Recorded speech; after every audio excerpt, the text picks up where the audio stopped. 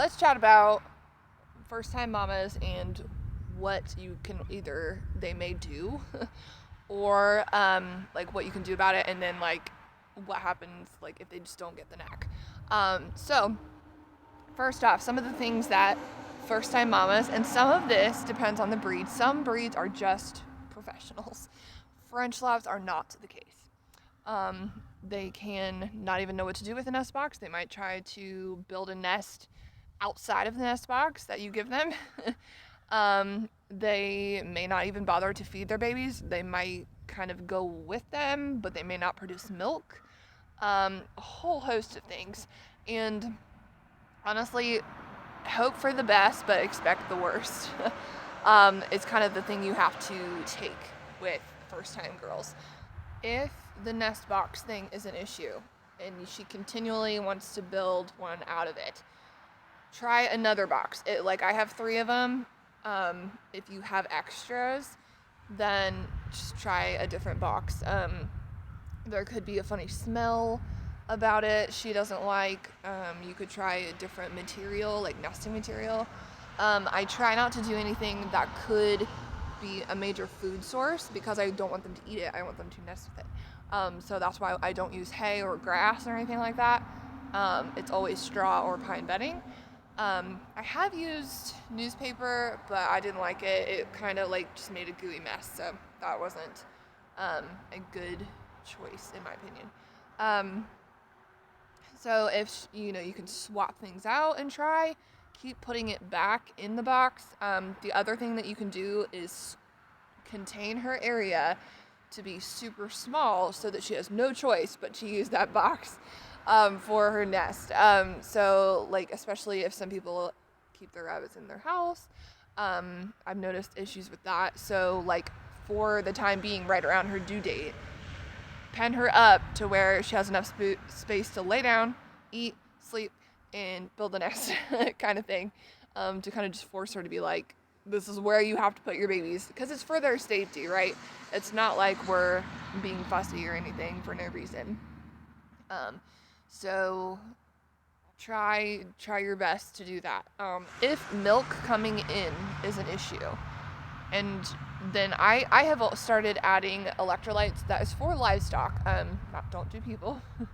You can get a bag of powder at Tractor Supply for like $6 or so, and put like half a teaspoon in an 18-ounce bottle, and then put that in like their big bowls like I have that are 2 liter or something like that. So like it's a lot. I do very little, but a lot of that is just because rabbits are so sensitive to funny things and smells in their water. They don't like things being out of the ordinary, which is probably why I like them, because I like consistency too. So try giving them, because that'll just give them a boost of energy, and kind of give them more strength essentially to produce more. And then obviously like let them have as much food as they want. Food, not vegetables and non like protein type foods. I need to do a video about this, and it hasn't come out yet, but it's coming. There is literally no protein value hardly at all in any vegetables of any kind. Like there's less than 2 to 3%, like that's it. And your rabbit needs at least 16 to 18% every day. So try to get the protein up. A lot of times if she's not feeding them or milk's not coming in, that's the main issue. She doesn't have the energy to produce it, or to like her body is telling her this is not a good sustainable time for babies. And so that is a big issue that I see, or like if one baby is getting fed but not all of them, so that's probably like low milk supply. There are some things you can give them, but a lot of times I find it's all speculation.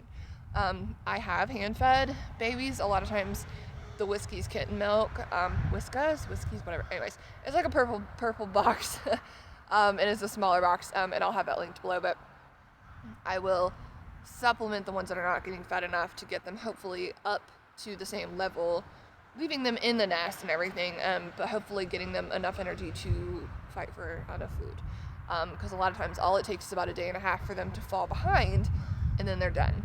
They're really not going to catch up if they do that.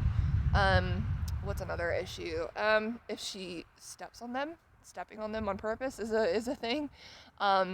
If you find one smushed or something like that, check to see if the nest is like where she lands to jump in. Like some of these girls were putting their nest in the corner, which is great. That's what you want. You don't want babies born like smack in the middle. If she delivers them in the middle, move them. There's nothing wrong with touching them and putting them in a safe spot. Don't be afraid to move them, to do things that need to be done. I think a lot of the struggle too is that if you're nervous and not confident, your does are going to be nervous and not confident.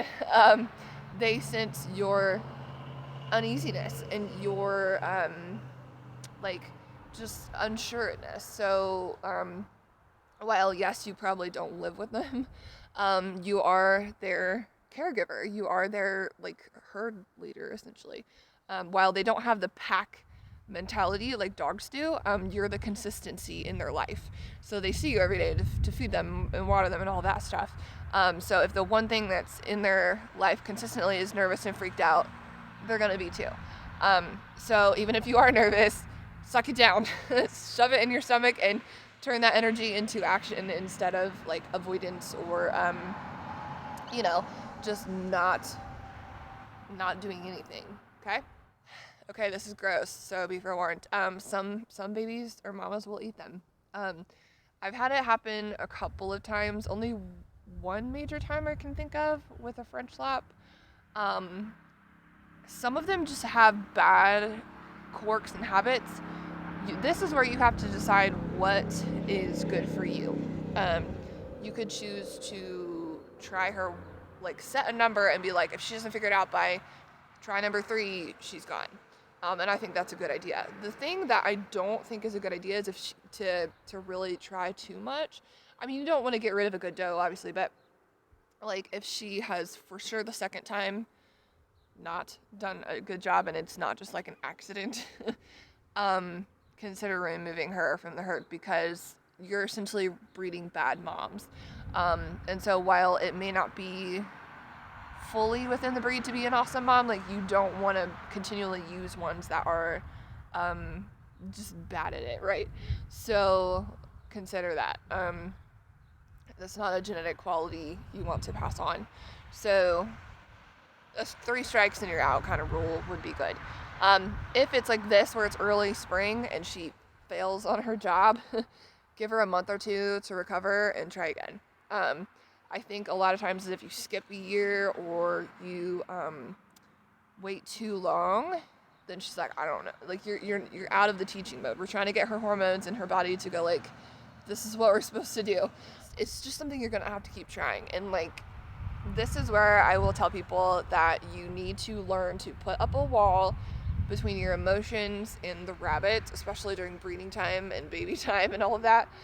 Because a lot of crap happens during this time, and it can be an emotional roller coaster, and it sucks in the beginning for sure. There's probably like a 3 to 4 year time span where like, my body would be shaking or feeling bad and things like that. And now I'm excited, like I'm ready for it to happen. But I'm always emotionally aware that babies could die, they could get stepped on, like it's a guaranteed. It's not an if, but it's a when. So just if you take that approach, it will help your emotions a lot more. So if you're an emotional person already, it's gonna take some practice. And if you can't learn to control that, consider like, is this even what you yourself, is this what I should keep doing? Because I don't believe doing anything for your backyard farm or your homestead or anything, if it is emotionally draining and wrecking your day-to-day, not worth it. I don't care what kind of results you're getting or what your goals were to be self-sustaining or anything like that. It's not worth the stress and the emotional draw on your day-to-day. So, enough rambling. It's really difficult to be able to show you like all the bad things happening because sometimes, like it can be years in between when those things happen.